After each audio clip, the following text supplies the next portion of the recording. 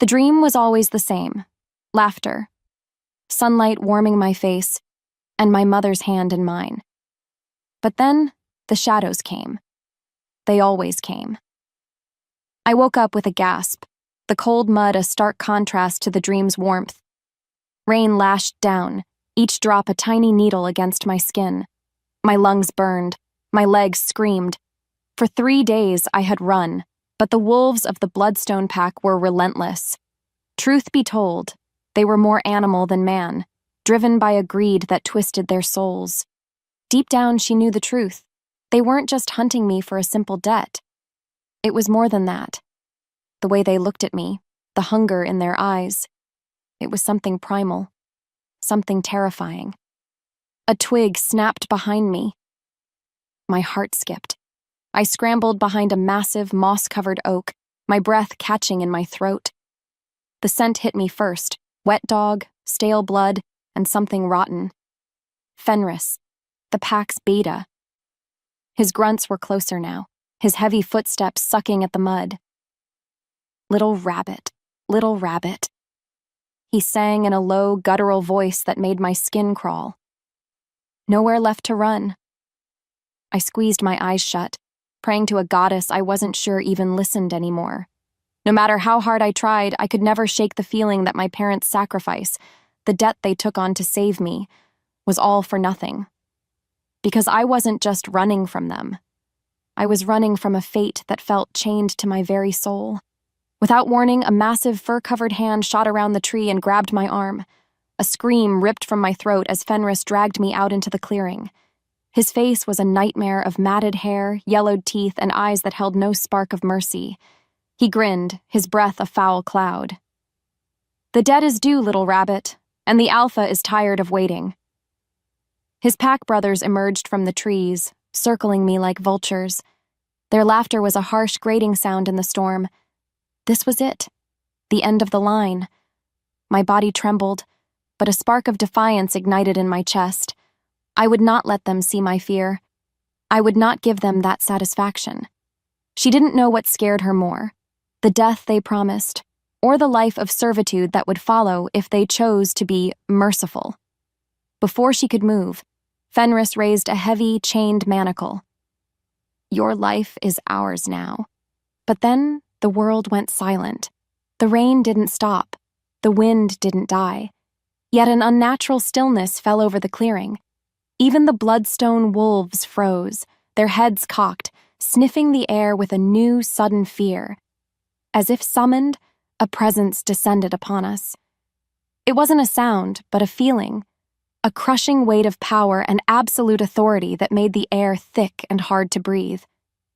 From the deepest shadows of the forest, a figure emerged. He was tall, impossibly so, wrapped in a cloak that seemed woven from the night itself. Behind him, silent as ghosts, stood a dozen warriors, their eyes glowing with an eerie, disciplined light. They were nothing like the slobbering animals around me. They were predators, perfected. Fenris took a half step back, a low growl rumbling in his chest. "Shadow Moon territory. You have no claim here, Kaelen."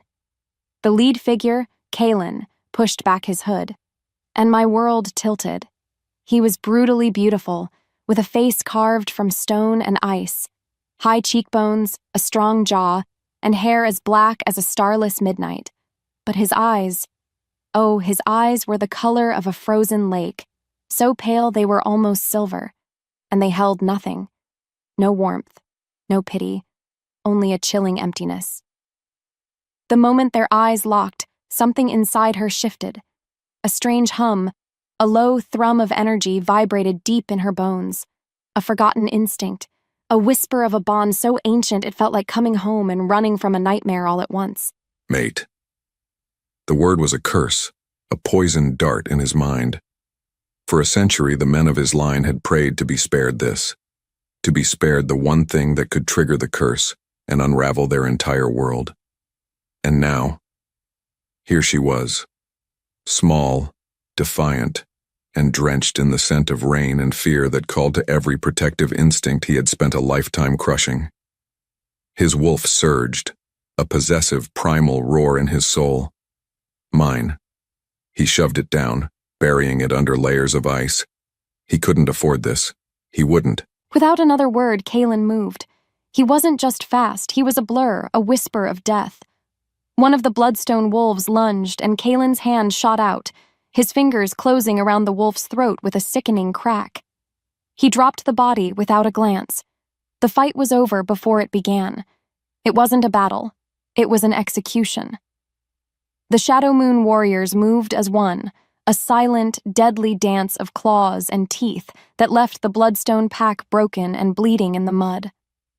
In the quiet that followed, only Kaelen and Fenris remained standing, along with me, frozen between them. Kaelen's cold gaze settled on me. He took a step forward. With every step he took, the strange energy between us pulsed stronger, and a flicker of something crossed his face. Pain? Disgust? He stopped before me, his stare so intense it felt like a physical touch. "The Bloodstone Pack has no claim on you," he stated, his voice a low, gravelly timbre that vibrated through the air. Hope, fragile and stupid, fluttered in my chest. "Because she is now my property," he finished, the words like shards of ice. The hope died. My stomach plummeted. "What?" "The blood debt is void," Kaelen continued, his voice devoid of any emotion. "I have claimed you as payment. You will be my mate." His words didn't make sense. Mate? Him? This cold, terrifying creature? It wasn't a proposal. It was a verdict. He was looking at me, but his gaze was distant, calculating. This wasn't about desire. This wasn't about fate. This was a strategic move on a board I couldn't even see. Truth be told, this felt worse than the Bloodstone threat because it was a cage I didn't understand. "No," I whispered, the words stolen by the wind. His eyes narrowed. That was not a request. He held out a hand, not to me, but to his warriors. "Take her." Just like that, my fate was sealed again, traded from one monster to another before I could even take a breath. And as his warriors gently but firmly guided me away, I looked back at the Alpha who had saved me only to enslave me, and for the first time I understood what it was to be truly, utterly powerless. The Shadow Moon Den was not a home. It was a tomb. Carved from the heart of a mountain, its stone walls swallowed sound and sunlight with equal greed. We walked through halls so vast my footsteps echoed like whispers in a graveyard, and every wolf we passed averted their eyes. It was a disciplined, chilling silence. Not the comfortable quiet of peace, but the tense stillness of a pack holding its breath, waiting for its king to rage. More importantly, it was a silence that screamed one thing at me. You do not belong. Kaelen led me to a set of heavy oak doors. Inside was a room fit for a queen. A huge bed piled with fur blankets, a fireplace already crackling with warmth, and a balcony overlooking a sea of dark, imposing pine trees. It was more luxury than I had ever known. Still, it was a cage. A beautiful, gilded cage.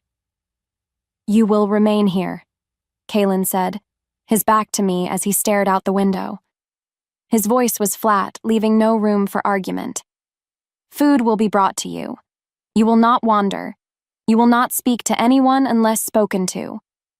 Is that clear?" I stared at his rigid back, a strange mix of fear and fury bubbling inside me. For years, I slept in hollow logs and ate what I could forage, but at least I was free. This was a different kind of prison. "Why are you doing this?" I asked, my voice trembling slightly. "Why claim me if you're just going to lock me away?"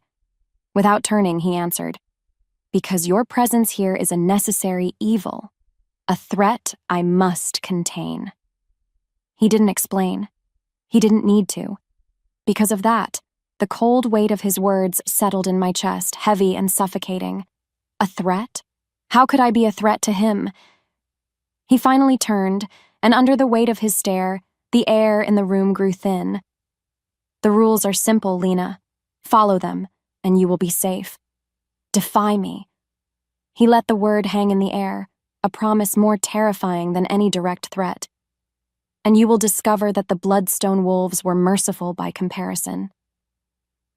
He left, the heavy door shutting with a sound of absolute finality. I sank onto the edge of the bed, the fine silk cold against my skin. What was worse, being hunted by monsters you could see, or being owned by one you couldn't possibly understand? In that moment, alone in that vast empty room, I had never felt more like a prisoner in my entire life. Days bled into a gray, lonely blur. True to his word, food appeared outside my door, but I saw no one. The isolation was a poison, seeping into my bones. So, driven by a stubborn refusal to be broken, I began to defy him in the only way I could. I started leaving my room. I was exploring a long, tapestry-lined corridor when I heard voices. Peeking around a corner, I saw the main dining hall. Kaelen sat at the head of a massive table, his elite warriors around him. They ate in near silence. My stomach growled. Maybe it was fate, or maybe it was just stupidity, but I stepped out from the shadows.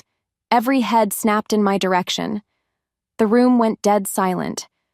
Kaelen's eyes found mine, and the air crackled. The bond, that strange, invisible string between us, pulsed. A sudden, sharp jolt of awareness.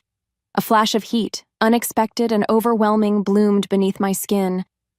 The moment he saw her, it was like being struck by lightning. Pain, white-hot and searing, shot up his arm from the mark that bound them. The curse roared to life, feeding on that single, traitorous spark of connection. It was a physical agony, a punishment for the one thing his wolf screamed for. Mine. He had to crush it. He had to show her, and his pack, that she meant nothing. That she was a sickness to be endured, not a mate to be cherished. That's why he had to be cruel. It was the only way to keep them all safe. His face contorted into a mask of pure fury. He rose from his chair, his movements dangerously slow. "What did I tell you?" he asked, his voice a low, deadly rumble. I stood my ground, lifting my chin. "I will not be kept in a room like some pet." He walked toward me. With every step he took, the space between them burned. He stopped right in front of me, so close I could feel the heat radiating from his body. His scent, pine, snow, and something uniquely masculine and wild, was overwhelming. He leaned down, his lips brushing my ear. "You are less than a pet," he whispered, his voice a venomous caress. "You are a parasite, a weakness my pack cannot afford. Now get out of my sight before I forget my promise and give you back to the Bloodstone Pack myself." Her chest ached. The public humiliation, the cold venom in his words. It was a slap in the face. But behind the cruelty, I saw it. A flicker of something in his silver eyes, a deep, agonizing pain he tried to hide. Without another word, I turned and walked away, my back straight, refusing to let him see the tears welling in my eyes. The man was a monster, a cruel, heartless monster. But as the echo faded, a question took root in my mind. Why did it look like his cruelty was hurting him even more than it was hurting me? His cruelty didn't break me. Instead, it lit a fire. I was no longer a frightened rabbit hiding in her room. I became a ghost, a shadow haunting the forgotten corners of his mountain tomb. I needed to find a weakness, an escape, a reason for his madness. Her instincts surged, pulling her toward the oldest part of the fortress, a section covered in dust and neglect. It was as if the stones themselves were whispering to her, guiding her down a dark, winding staircase that seemed to descend into the very roots of the mountain. As if pulled by a string, my hand reached out and pressed against a section of the stone wall that looked no different from the rest. But beneath my fingers, I felt a faint vibration, a low hum of dormant power. Pushing, I felt a heavy stone grind open, revealing a dark space beyond. The air that wafted out was thick with the scent of aged paper, leather, and dust. The scent of secrets. I stepped through. It was a library, a circular room, its walls lined from floor to ceiling with ancient, leather-bound books. In the center of the room, on a stone pedestal, sat a single, massive tome. It was different from the others, bound not in leather but in some sort of dark, petrified wood, with a silver clasp shaped like a howling wolf. As though fate whispered, I walked toward it. My fingers trembled as I touched the cold silver clasp. This was more than a book. It was an answer. It was a weapon. The name inscribed on the cover was faded, but I could just make it out. The Lament of the First Luna. A growl rose in my throat, a sound of pure, unadulterated defiance that was more my wolf than me. I didn't know what secrets this book held, but I knew one thing with absolute certainty. And just like that, everything changed. I was no longer just a prisoner. I was a hunter. And my prey was the truth. The silver clasp sprang open with a soft click, a sound that seemed to echo in the crushing silence of the library. My hands trembled as I opened the ancient book. The pages were like dried leaves, thin and fragile, and the ink was faded, written in a swirling, elegant script. It was a language of the soul, and my wolf seemed to read it even if I could not. The first entry was dated centuries ago. My dearest Kael, the shamaness came today. She confirmed my greatest fear, and our most beautiful truth. A child grows within me, a new alpha for the shadow moon. But her words were heavy with a sorrow that chilled my soul. She spoke of a shadow clinging to our bloodline, a curse born from a great love, and an even greater betrayal from generations past. A curse of balance. She said that the love an alpha of our line feels for his true mate, the one being meant to be his strength, will become the curse's catalyst. The stronger his love, the more the shadow will feed. It will twist his devotion into rage, his protection into paranoia. It will poison the land, drive the pack mad, and in the end, it will consume him entirely, leaving only a mindless beast in his place. He must reject me to save our people. He must be cruel to starve the beast within, and I must endure it, because I love him. The book slipped from my fingers, thudding softly onto the dusty stone floor. My thoughts spun. A curse, a shadow that fed on love. My mind reeled back to Kaelen's pained expression in the dining hall, his cold words, his desperate need to push me away. It wasn't hatred I had seen in his eyes. It was terror. He wasn't a monster. He was a man living in a cage far more terrible than mine, a cage built of love and duty, a prisoner to his own heart. As the truth unraveled, something inside me broke. Not my spirit, but the cold, hard wall I had built around my own heart. In its place, a strange and dangerous emotion began to bloom. Empathy. Empathy for the cruel, cursed alpha who was my mate. That's why he fought it so hard, because his every instinct to protect me was the very thing that would destroy him. The weight of his sacrifice, of generations of sacrifice, suddenly crashed down on me. And deep down, I knew that just finding this book wasn't enough. The path forward was no longer about my own escape. That night, sleep offered no escape. I was tossed about in a sea of restless dreams, feeling an echo of a pain that was not my own, a sharp, biting agony that seemed to travel along that invisible thread connecting me to Kaelen. I sat bolt upright in bed, my breath coming in short, sharp gasps. My chest ached. It was his pain.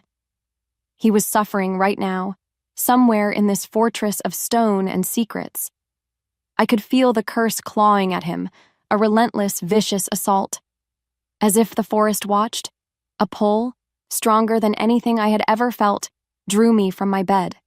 Her body moved on instinct. My feet were silent on the cold stone floors as I moved through the sleeping den, my senses on fire. I didn't know where I was going. I only knew I had to follow the pain. It led me to a familiar corridor, to the massive oak doors of his chambers. I could hear him inside. A low, guttural groan of pure agony. My heart clenched. The urge to go to him, to soothe him, was so powerful it was a physical force. But I remembered the words in the book. My presence, my affection, would only make it worse. So, I stopped. I pressed my back against the cold wall beside his door, closing my eyes. I didn't try to escape the pain I felt through the bond. Instead, I focused on it. I pictured the pain as a tangle of dark, thorny vines, and with a will I didn't know I possessed, I pictured a soft, warm light surrounding them. I didn't know what I was doing. I just did it. A strange warmth bloomed in my own chest, flowing from me, through the wall, into the space beyond. It wasn't a torrent of power, just a gentle spark. A quiet whisper of calm in the middle of his storm. Moments later, the agonized groan from his room softened, then faded into silence. The echo of his pain in my own soul receded, leaving a strange quiet in its wake. My knees felt weak.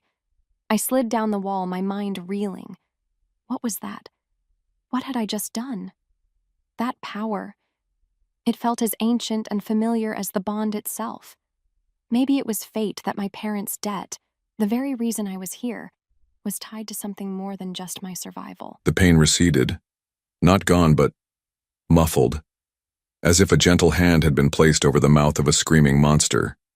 It was the first moment of true relief he had felt in years, and it terrified him more than the agony itself. The curse was a part of him.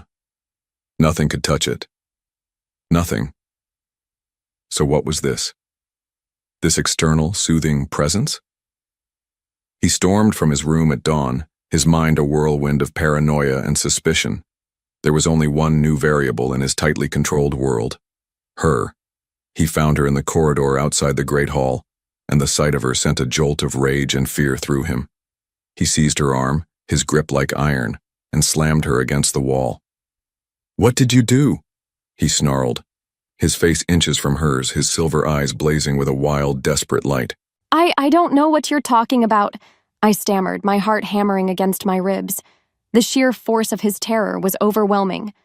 "Don't lie to me," he roared, his voice echoing in the hall. "Last night, the curse, it felt you. It was some kind of magic, witchcraft. What are you?" Before the words left her lips, a warrior, breathless and wide-eyed, skidded to a halt before them. "Alpha," he panted, his gaze flicking nervously between me and Kaelen. "Forgive me, Alpha, but a scout has returned. It's the Bloodstone Pack." Kaelen's head snapped toward the warrior, his grip on my arm loosening slightly. "What about them?" The warrior swallowed hard. "They're not just raiding anymore, Alpha. They've amassed their entire force at the northern border, all of them." The tension broke, replaced by a new, colder dread. "Fenris sends a message," the warrior continued, his voice trembling. "He demands retribution for the warriors you killed, and the return of his property." He glanced at me. "Alpha. They've declared war." The world narrowed to the single, terrifying word. War. The stress, the violence.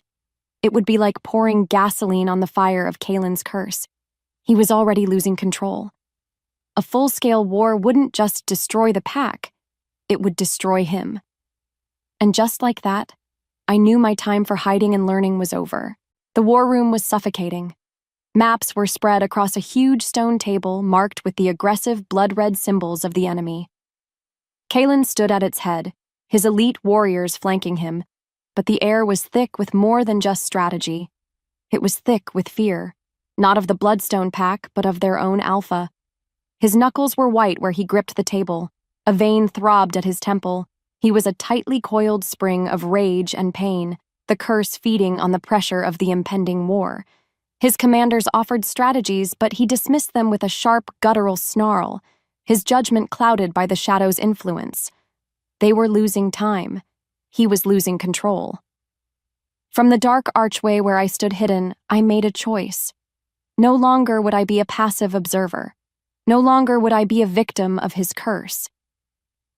I leaned against the cold stone, closed my eyes, and reached for that quiet, warm spark inside me. This time it wasn't an instinct, it was an act of will. I didn't try to silence his rage. I simply sent a wave of stillness, a feeling of cool mountain air, of silent falling snow. I aimed it not at the curse, but at the man beneath it. As if the wind shifted, Kaelen flinched, He blinked, shaking his head slightly as if clearing away cobwebs. The savage tension in his shoulders eased by a fraction.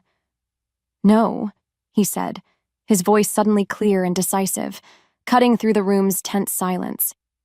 He pointed to a spot on the map. "Fenris will expect a direct confrontation at the Northern Pass.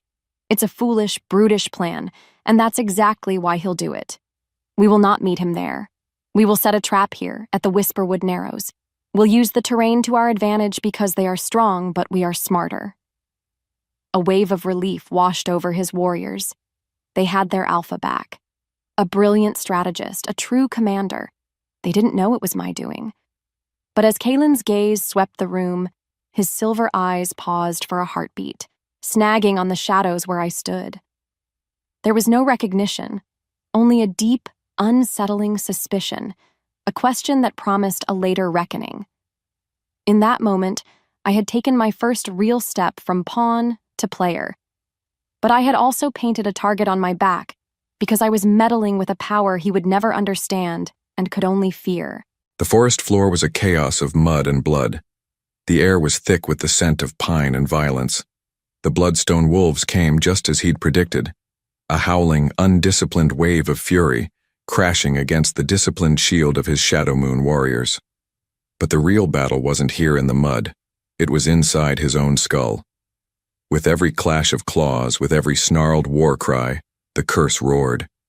It sang a song of bloodlust, urging him to release his control, to shift, to become the monster. It wanted him to tear and rend and kill until nothing was left. He felt his bones creak, his senses sharpening to a painful degree. The rage was a physical thing, a burning fire behind his eyes. He was so close to slipping. Too close. He lunged, his claws extending, and gutted a charging bloodstone brute. He spun, driving his elbow into the face of another. He was a whirlwind of death, but it was taking every last shred of his will not to turn that same fury on his own men. His vision was starting to tunnel, tinged with red. No, not now. But then, something else. Beneath the roaring fire of the curse, he felt a whisper of cool calm, a distant echo of stillness. It didn't stop the rage, but it cleared the red from his vision, giving him a split second of clarity. It was the same influence he'd felt in the war room. Her. Somehow, it was her. The thought was so infuriating, so impossible, that it gave him a new focus. Fury at her intrusion warred with the curse's bloodlust. Because of that, he was able to seize back a sliver of control. He wasn't just fighting the bloodstone wolves anymore. He was fighting her phantom touch on his soul. "Fall back to the ridge," he roared, his voice carrying over the din of battle.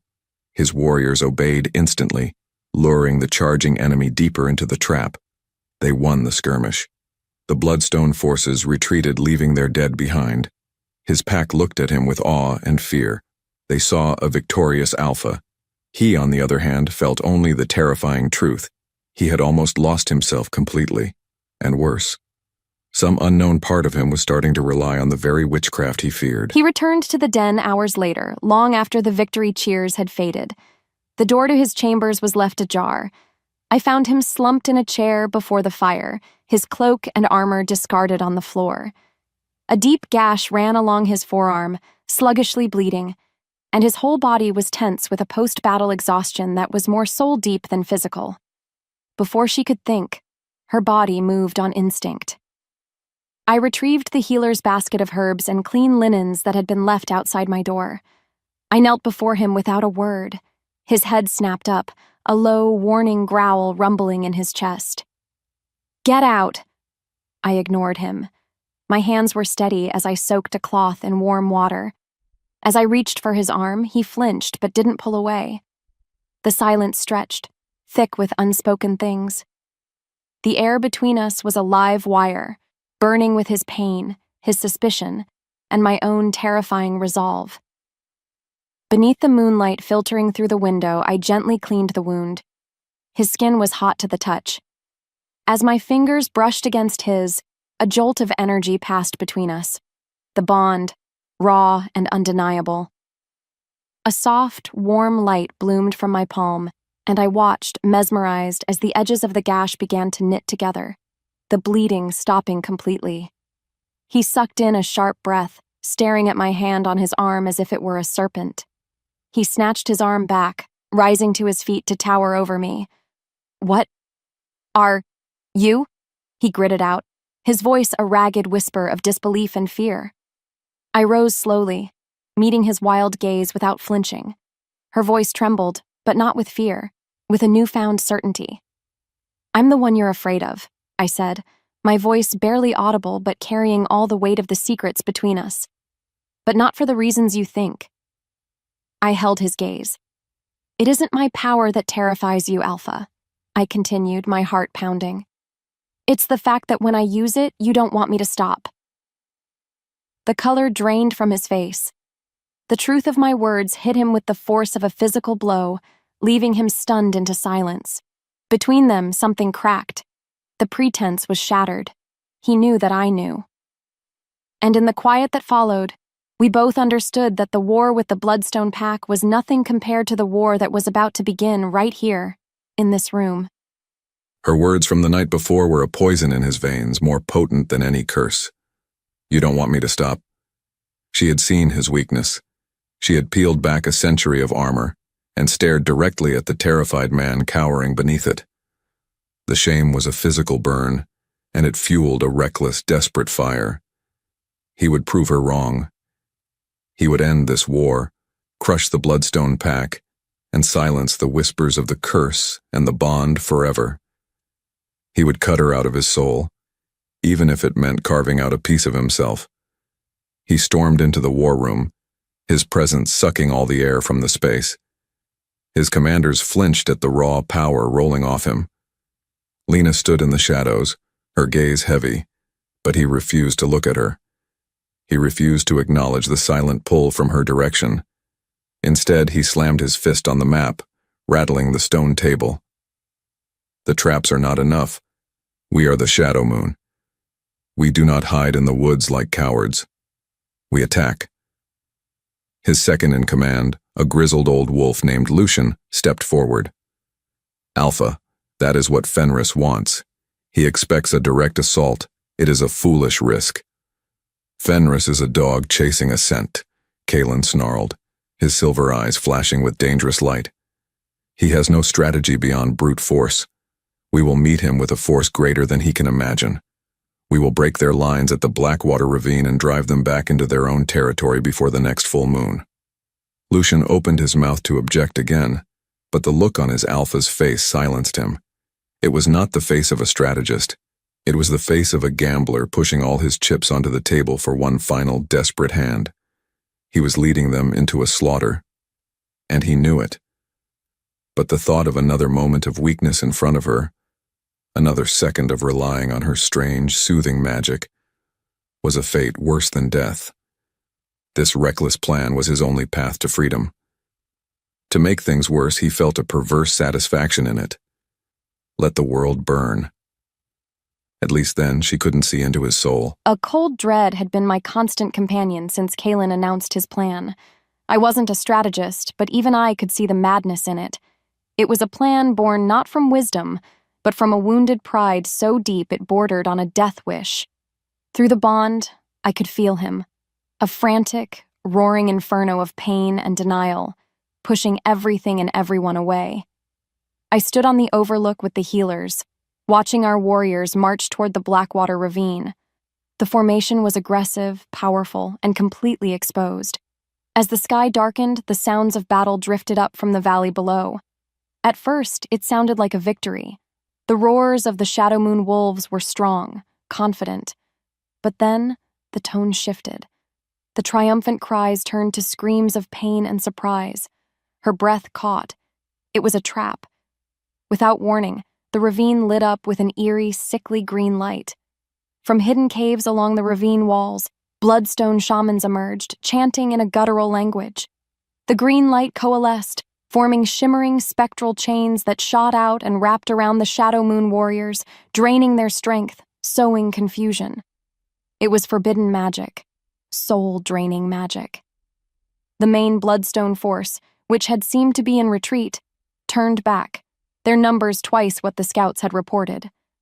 They fell upon the weakened and disoriented Shadow Moon warriors like a tide of death. Kaelen's brilliant, reckless charge had led them straight into the jaws of a perfectly executed ambush. My hands flew to my mouth, a choked sob escaping. I could feel the chaos through the bond, the pain, the fear, the dying, and at the center of it all, Kaelen's rage turning to horrified disbelief. He had been so sure, so arrogant. He had believed Fenris was a simple brute, but the truth was far worse. Fenris wasn't just a brute. He was a monster who knew exactly how to break an alpha. Alpha. The scream was cut short by the sickening crunch of bone. It was a slaughter. His warriors, the most elite fighters in the territories, were being cut down by spectral chains and a tide of snarling enemies. He had led them here. His pride, his desperation to escape her. It had led them all to their deaths. A massive figure landed before him, shaking the very ground. Fenris, the Bloodstone Alpha, was larger than he remembered, his eyes glowing with the same sick green energy as the shaman's magic. He wasn't just empowered, he was possessed by something ancient and foul. "You look surprised, Kaelen," Fenris taunted, his voice a gravelly echo. "You thought I was a simple beast? You judged my book by its cover." He held up a dagger. It was not steel, but carved from the bone of some great beast, its edge shimmering with a dark, oily poison. "This was made for your family, a special recipe. It doesn't just kill the body, it unchains the soul." Rage, pure, untethered, and absolute, consumed him. He lunged. The fight was a blur of primal fury, but Fenris was faster, stronger than he should have been. As Kaelen slammed him against the ravine wall, Fenris twisted, driving the poisoned bone dagger deep into Kaelen's side. Fire, not normal fire. A cold, cursed fire spread through his veins from the wound. It didn't attack his body. It attacked the curse. It fed the shadow, broke the chains of his control, and unleashed the monster he had kept locked away his entire life. I felt it. A seismic, cataclysmic snap along the bond. Kaelen's consciousness, his pain, his fear, his very self, was just gone, replaced by a howling void of pure, mindless rage. Down in the ravine, a scream of inhuman agony tore through the air. Kaelen's body arched, his bones breaking and reforming with loud, wet cracks. Black fur, coarse and unnatural, sprouted from his skin. His form twisted and grew, shattering his armor, becoming something huge, something wrong. When the transformation was done, the thing that stood there was not Kaelen. It was not a wolf. It was a nightmare, a creature of shadow and claw, with eyes that burned with the same green, malevolent light as the shaman's magic. It was the curse given flesh. The beast threw back its head and roared, a sound that promised only destruction. And then it turned. It no longer saw enemy or friend. It saw only prey.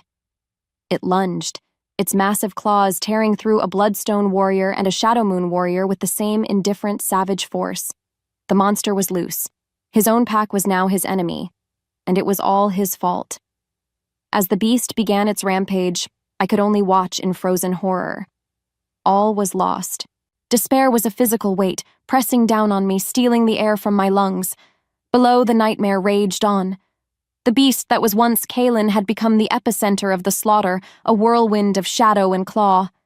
His own warriors, his people, were falling alongside the Bloodstone enemy. The pack was breaking, the warriors scattering in a full, panicked retreat. My power, that tiny spark I thought was so important, was nothing. A candle flame in a hurricane. I was useless, my knees gave out, and I sank into the mud, the cold seeping into my bones. He was gone. The man who had a soul full of secrets and pain was gone, and this monster was all that was left. All his sacrifice, his generations of suffering had ended like this, in blood and ruin. My fault. I had pushed him. I had exposed his secret, and my presence had driven him to this reckless end. A sob, thick and ragged, tore from my throat. This was it. The end. But then, as if the forest watched, a line from the Luna's journal surfaced from the depths of my memory, a whisper in the roaring chaos. The curse consumes what is fought. It starves on what is freely given. My head snapped up. We had all been fighting it. Kaelen had fought it with cruelty and denial. I had tried to fight it with my little sparks of soothing magic, but the journal never said to fight it. It said to starve it. What does a shadow feed on? Resistance, fear, hate. It twists love, yes, but only a love that is being fought against, a love that is being denied. What if it couldn't twist a love that was given willingly? A love so absolute and unconditional that there was no crack for the shadow to seep into? The thought was insane. It was suicide. To open myself completely to the bond, to the monster down there. It would either kill me or it would work. There was no in-between. As the truth unraveled, a strange, terrifying calm washed over me. My despair was gone, burned away by a single, stark choice. My fear was still there, a cold knot in my stomach. But it no longer controlled me. My path was no longer about survival, it was about sacrifice. I stood up, my legs steady, my purpose as clear and sharp as a shard of ice. I began to walk, not away from the battle, but directly toward its horrifying heart. A hand grabbed my arm, stopping me. It was Lucian, Kaelen's second in command, his grizzled face pale with grime and grief. His other arm was bleeding freely, but his eyes were fixed on me with a desperate plea. "Child, no," he rasped, his voice hoarse. "There's nothing left to do. He is gone. You must run. Save yourself." Behind him, the last of the Shadow Moon warriors were fleeing, trying to drag their wounded with them. They looked at me like I was mad. Maybe I was. I gently pulled my arm from his grasp. "He is not gone, Lucian," I said, my voice quiet but firm, carrying a conviction that surprised even myself. "He is trapped, and I am the only one with the key." "Key?" he exclaimed, his voice cracking. "That is not our Alpha. That is a demon from the pit. It will tear you apart without a second thought." "Yes," I said, meeting his gaze. "It might." The simple acceptance of it left him speechless. He saw the truth in my eyes. I was not running from this fate. I was walking to meet it. This was no longer a choice being forced upon me. It was a choice I was making. My life had been defined by a debt I did not incur. But my death would be my own. Without another word, I turned and continued my slow, deliberate march down the muddy slope, leaving the last sane wolf on the battlefield behind me. Every step was a prayer. Every heartbeat was a drumbeat, counting down the final moments of my life. The air grew thick with the coppery tang of blood and the sickly sweet smell of dark magic. But I did not falter. I was no longer the hunted rabbit. I was the final offering. Stepping onto the battlefield was like stepping into a different world. The sounds of fighting faded to a dull roar in my ears as my focus narrowed. The ground was littered with the bodies of both packs, a testament to the monster's indiscriminate rage. And there he was. The beast stood over the body of Fenris, the Bloodstone Alpha's form broken and twisted. It raised its massive head, sniffing the air, its glowing green eyes scanning the chaos for its next victim. I kept walking. I didn't reach for my power to attack or defend. Instead, I gathered it inside me, nurturing that small spark until it became a steady, peaceful light. I let this calm flow out of me, creating a small, silent bubble in the midst of the carnage. The beast froze. Its head swiveled, its gaze locking onto me. It saw me. A tiny, insignificant figure, walking calmly through the wreckage it had created. It saw no fear in my posture. It felt no aggression from my spirit. It saw something it could not understand. It threw back its head and let out a deafening roar, a challenge meant to make my very bones quake with terror. But I did not stop. One step, then another. The monster lowered its head, its green eyes fixed on mine. The rage was still there, a churning sea of it, but beneath it, there was a flicker of something else. confusion. The beast tilted its massive head, a low growl rumbling in its chest like an earthquake. It took a heavy, deliberate step toward me, the ground trembling. I stopped. We were 20 feet apart. Him, a creature of nightmare and shadow. Me, a lone she-wolf with nothing left to lose and everything to give. The world seemed to hold its breath. The fate of my pack, my world, and the man I was coming to love rested on what happened in the space between one breath and the next. The beast's roar washed over me, a physical force of sound and fury that should have shattered my bones. But it didn't. Because deep down, she knew the truth. That roar wasn't for me. It was the sound of a caged thing, screaming at the bars of its own prison. It took another step. The ground shuddered. Its glowing green eyes, filled with the madness of the curse, were pits of endless rage. But I didn't see a monster. I saw him.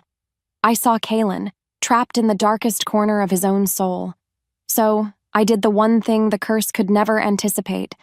I opened myself to it. I didn't just let the bond exist. I reached for it. I wrapped my consciousness around that invisible thread and pulled. I wasn't sending power. I wasn't sending calm.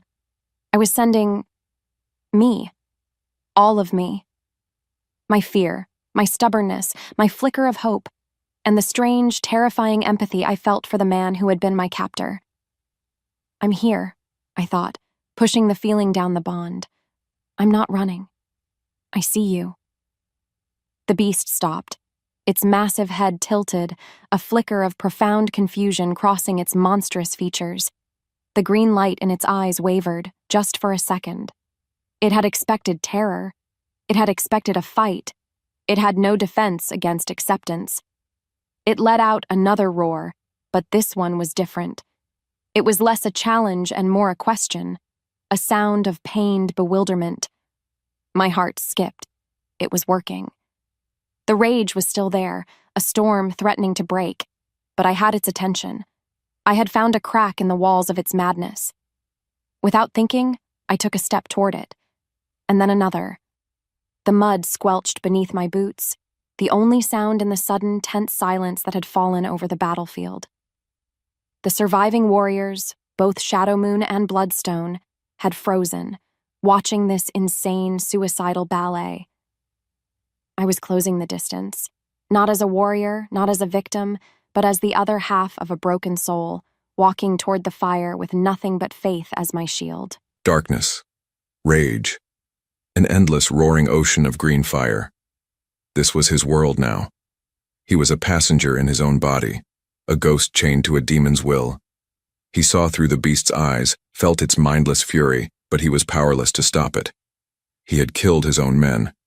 He had destroyed everything he had sworn to protect. It was over. But then, a light. Not a real light. A feeling. A quiet, steady presence in the heart of the storm. Her. Lena. Through the beast's eyes, he saw her. Walking toward him. No fear. No weapon. Just her. And through the bond, he felt her. Her unwavering acceptance was a cool hand on the face of his burning soul. It wasn't fighting the curse. It was ignoring it. It was reaching past the monster directly for him. I'm here. I see you. Her thoughts were a lifeline in the abyss. A surge of strength, born from a place he thought had been destroyed, rose up within him. He fought. Not against the rage, but against his own powerlessness. He pushed with all his might, not for control of the beast, but for one single moment of connection. 1 second to warn her. The beast's muscles locked as he fought it from the inside. For one fleeting, agonizing instant, he forced his own consciousness to the surface. The burning green in the monster's eyes flickered, replaced for a single heartbeat by the pale, silver ice of his own. He poured every last ounce of his will, his love, his terror for her into the bond. Run. The thought, the plea, the command, shot across the space between them. It was all he had left. A final, desperate act of love from a man trapped in a monster's skin. The monster's eyes changed. For just a second, the foul green light vanished and I saw him. I saw Kaelen. His silver eyes filled with an agony and a love so profound it stole my breath. And I felt his desperate plea in my soul. Run! A tear traced a path through the grime on my cheek. He was still in there. My gamble, my insane, hopeless gamble, was working. He was fighting. He was fighting to save me. And that's why I couldn't run. No, I whispered, the word a promise to the man trapped inside.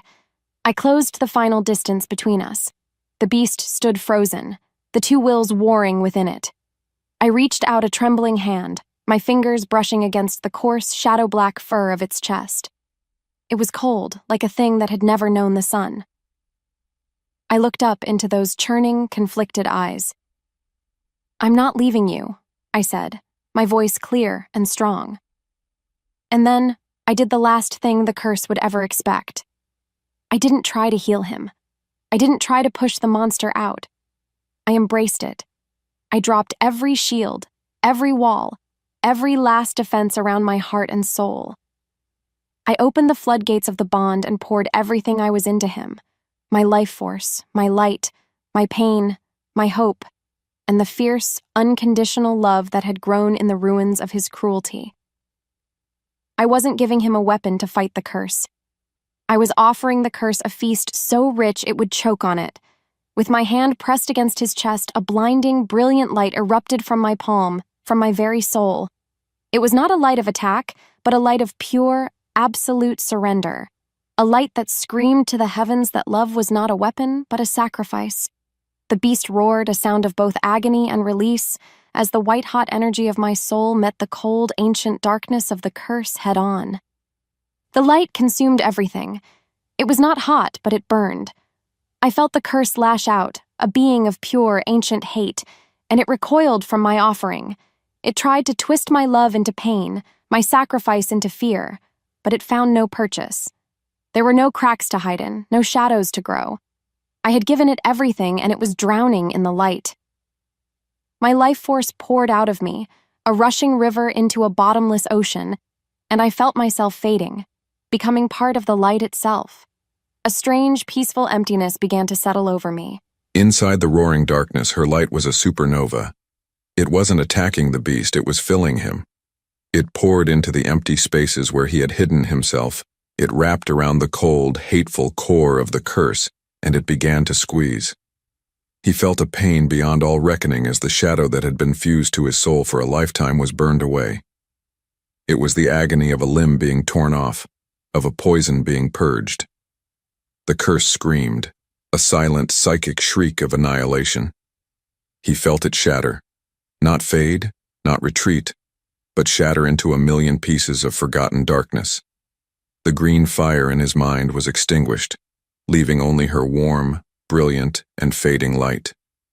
And for the first time in his life, he was free. He was whole. And she was disappearing. As the white light reached its peak, the beast's final roar of agony and release shook the mountains. Then silence. The light imploded, vanishing as quickly as it had appeared. The world rushed back in a dizzying wave of sound and color. The massive, monstrous form before me dissolved like smoke, collapsing in on itself. In its place, Kaelen knelt on the muddy ground. Just Kaelen. Human. Naked. And trembling. The curse was gone from his eyes, leaving only the pure, clear silver I had only ever dreamed of. He looked at me, his expression one of dawning, horrified realization. The last of my strength gave out. My legs buckled, and my world faded to black as I collapsed onto the blood-soaked earth. My final thought was not of the battle or the victory, but of the breathtaking, beautiful clarity in his eyes. I woke to the smell of rain and wet earth.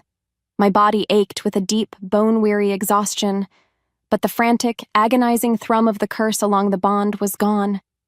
There was only a quiet hum, a gentle, peaceful presence where the roaring void used to be.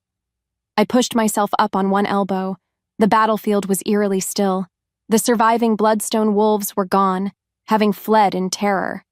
My pack, the Shadow Moon warriors, stood frozen on the ridge, staring down at us with expressions of stunned, reverent disbelief. Kaelen was kneeling beside me. He had pulled his dark cloak from the mud and wrapped it around his shoulders. He wasn't looking at his warriors, or at the devastation around them. He was looking at me, and his face was a portrait of utter devastation. The monster was gone, but now the man had to face what the monster had done. The weight of it all, the battle, his recklessness, my sacrifice, his freedom, crashed down on him and his expression crumbled. He reached a hand toward me, his fingers trembling, then pulled it back as if burned. He couldn't bring himself to touch me. Lena, he breathed, my name a broken, ragged prayer on his lips. I gave him a small, weak smile. Hi, I whispered, the simple word all I could manage. Tears, hot and real, welled in his silver eyes and traced paths down his grime-streaked face. He didn't weep for his freedom. He wept for its cost. Because he knew, as I knew, that the curse may have been broken, but the scars it left behind were deep, and the debt between us had now been fully reversed. He was the one shackled now, bound by a gratitude and a guilt so profound it would take a lifetime to repay. A few days later, I was resting in the room that had once been my prison. Now it just felt quiet. The war was over. The pack was beginning to heal, their relief a tangible thing throughout the den. They no longer looked at me with suspicion, but with a quiet, fearful awe. The door creaked open. It was Kaelen. He was dressed simply, and he stood in the doorway, hesitant, as if he needed permission to enter a room in his own den. The arrogant, cruel Alpha was gone, replaced by a man who seemed unsure of how to take up space in the world. Eventually, he walked in and stood by the window, staring out at the pines, just as he had on my first day here. The silence stretched, but it wasn't the cold, angry silence of before. It was a fragile, uncertain quiet. "The healers say you will recover fully," he said, his voice low and rough with emotion he could no longer hide. "I know," I replied softly. He finally turned to face me. His eyes were clear, but they were haunted. "I don't know what to say," he admitted, his voice cracking. "There are no words. Thank you is an insult. I'm sorry is meaningless." He took a hesitant step closer. My entire life I was taught that the bond was a weapon that would be used against me, that love was the trigger for my own destruction. His gaze dropped to the floor. I never imagined that someone would be strong enough to turn the weapon into the cure. He looked up, and the raw vulnerability in his eyes made my chest ache. "You saved me, Lena. You saved us all, and I did nothing but cause you pain." My heart skipped. This was the start. Not a storybook ending, but a real beginning. A difficult, painful, and uncertain one. His journey of atonement, and mine of forgiveness. I held his gaze and offered him a small, tired smile. "Well," I said softly, my voice filled with a strength I never knew I had. "Now you have a lifetime to make up for it." Epilogue. The wind that swept through the Whisperwood Narrows no longer carried a chill of dread. It whispered of life. 2 years ago, this valley had been a place of ambush and death. Now, sunlight dappled through a thick canopy of healthy, vibrant green leaves, and the forest floor was carpeted with the brilliant blues and purples of wild moon petal flowers, a bloom the pack hadn't seen in generations. The curse hadn't just tormented the Alpha, it had choked the very land. And now, the land was breathing again. I leaned against the trunk of a towering silver birch, my hand resting on its smooth bark. In the distance, I could hear the laughter of pack children as they played by the stream. It was a sound that was once rare, a treasure hoarded in a time of fear. Now it was as common and as beautiful as the birdsong. A familiar presence approached from behind, his footsteps so quiet they barely disturbed the leaves. He didn't need to make a sound. My soul answered his long before he was near. The bond between us was no longer a tempest or a fragile thread. It was a deep, calm river of warmth and light that flowed constantly between us. strong arms wrapped around my waist, pulling me back against a firm, warm chest. Kaelen. He rested his chin on my shoulder, his breath warm against my neck. He didn't speak, just held me, his silence no longer a weapon of cruelty, but a comfortable language of peaceful companionship. He had never truly lost the memory of the monster he had been, but he no longer let it define him. Instead, he allowed it to be a constant reminder, a foundation of humility upon which he had rebuilt himself piece by painstaking piece. "What are you thinking about?" he murmured, his voice a low, gentle rumble that vibrated through my back. I smiled, tilting my head back to look at his face. The sharp, aristocratic lines were still there, but they had been softened by time and by the genuine smiles that now reached his silver eyes. "I was thinking about how quiet it is," I said. He nodded, understanding my meaning completely. "It's the sound of peace." His atonement hadn't been a grand gesture. It was in the quiet, everyday moments. It was in the way he listened to the smallest pack member's concern with unwavering patience. It was in the way he rebuilt the dens of the families who had lost someone in the war with his own hands. And it was in the way he looked at me, with a reverence, a devotion, and a tender love that still made my heart skip. He turned me in his arms, his gaze soft and full of a light that was all his own. "You gave us this peace, Lena," he whispered, his thumb gently stroking my cheek. "You gave me this peace." "We saved each other," I corrected him softly. A slow smile spread across his face, a real, true smile that transformed him completely. "That you did." He leaned in, his lips meeting mine in a kiss that was not about passion or desperation, but about a deep and abiding love that had been tested by fire and found to be unbreakable. It tasted of hope and home. When we parted, he rested his forehead against mine, his eyes searching my face. "I spent a lifetime believing I was cursed," he said, his voice thick with emotion. "But the truth is, I was just waiting. For you." He took my hand and placed it on his chest, directly over his heart. Beneath my palm, I felt its steady, strong beat, a heart that was whole, a heart that was mine. And as we stood there, wrapped in the warmth of the sun and the quiet peace of our healed world, I knew the lament of the past was finally over. Our future was a blank page, and we would write a song of our own. Thank you so much for watching this video. We really appreciate you spending your time with us. If you enjoyed what you saw, we've got a whole library of other videos packed with more great content just like this, waiting for you on our channel. So, why not dive into another one right now? And hey, if you want to make sure you don't miss out on our next upload, hit that subscribe button and the notification bell. We'd love to have you join our community and see you in the next video. Thanks again.